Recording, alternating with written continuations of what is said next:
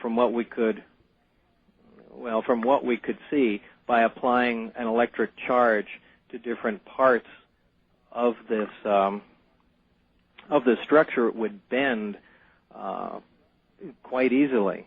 Really? Yeah, it's again something very difficult to describe without drawing it exactly how this operated. But it was not made of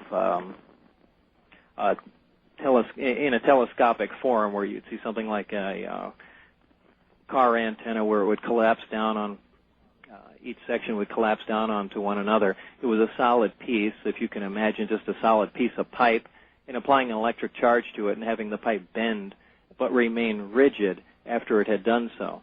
Anyway, this compromised composed the focusing system for these three amplifiers.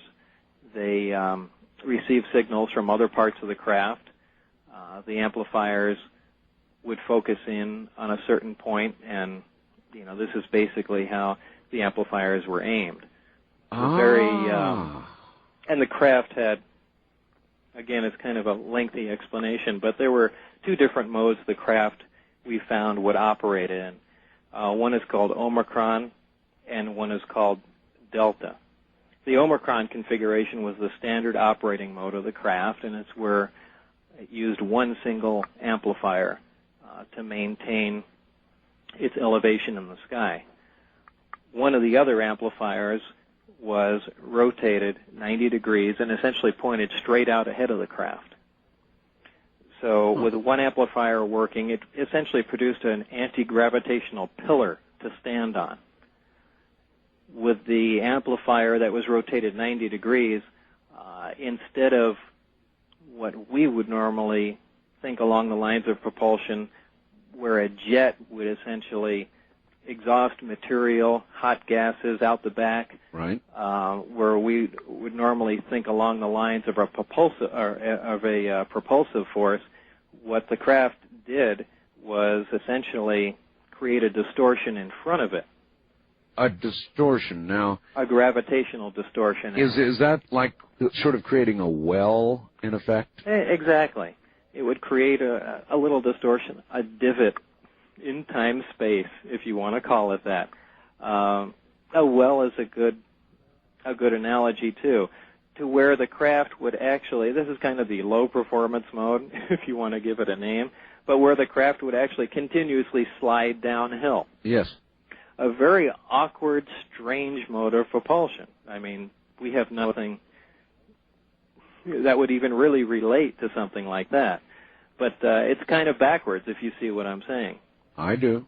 The other mode of propulsion... And before we go to that, you would imagine this mode of propulsion to be used in what configuration? In other words, in an atmosphere, for example? In an atmosphere, just maneuvering around small objects. Source of gravity, probably near a planet or moon, would you say?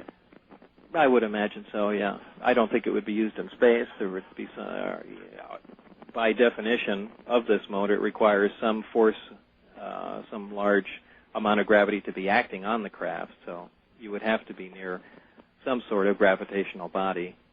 All right. I would imagine as it was hovering around the ground, this is what would it. All right, makes sense. And then there was another mode. The other mode is the delta configuration, and this is how it normally travels through space and makes large jumps. The craft flies with the belly facing the direction you want to go, not as you would normally see the craft in a science fiction movie. Ah. The gravity amplifiers are all brought up to power, and they're focused on a single point.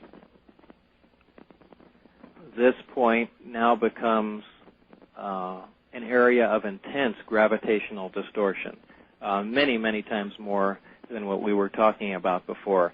And this is where the true warp drive comes into effect. This is where you actually bend, you begin to distort space and time. And instead of the craft actually flying, you're basically distorting the fabric of space around the craft and move without actually traveling.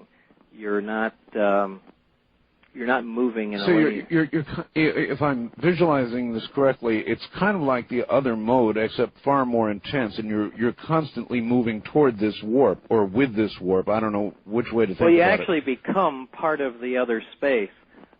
It's a pretty wild concept, but something that it really isn't unknown to us. As I've stated before, to most people this sounds like wild science fiction. However, we know most of these things are possible. We know, for example, as I stated in that tape, that we can see stars that are behind the sun. And the reason for that is the intense gravitational field of the sun bends not just light, but it bends space around the sun, and we can see some things behind it. We know that we know space, gravity, and time are all interrelated. We know this for a fact. We know that around areas of intense gravitational fields, time essentially slows down. I mean, it's certainly been theorized that if one was to orbit a black hole, an area of tremendous gravitational distortion of gravity will, for instance, that time would virtually stop. Right. So with all these things interacting, this is how you can travel a great distance with essentially no time elapsing. First of all, you're bending space towards you.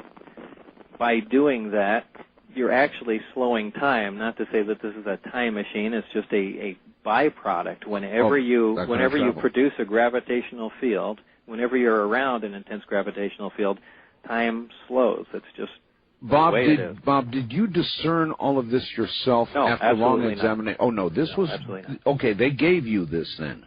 Right. Mm-hmm. All right, and so, God, you've got... so then you're in the craft. Then your job, I guess, is to go back to the gravity amplifier and the rest of it that they've already got assembled and try and back engineer the thing or try to make it work with materials that we have here on Earth. Is that correct? Basically so. Well, basically is to start at the very beginning and look at the reactor and try and see how from ground level the device operates.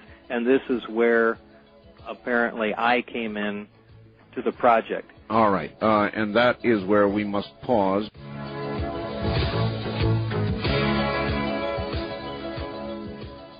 Back now to Bob Lazar and Gene Huff. Gene, basically the silent one right now, sort of helping out as he can.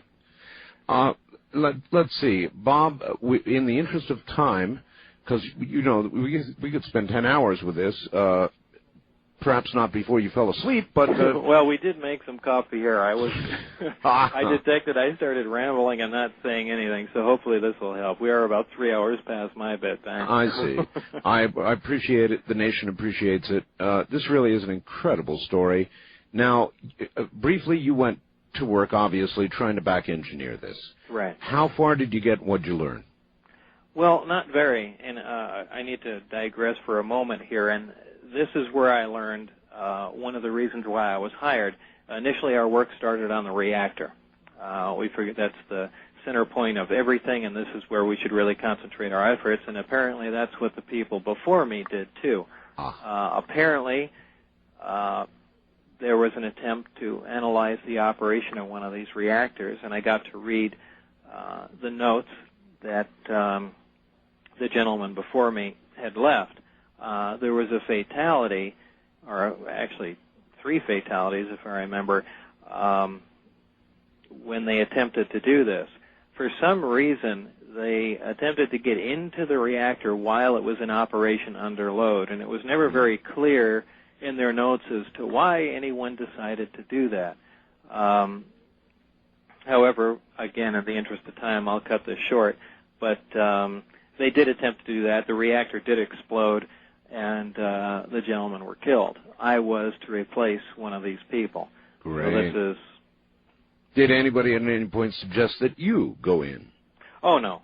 I think this is something... I think they reached a point of frustration, couldn't get anywhere, and, went on from there. Again, this didn't sound very sensible to me, but this was a story that was relayed to me, and just something I thought I'd pass along.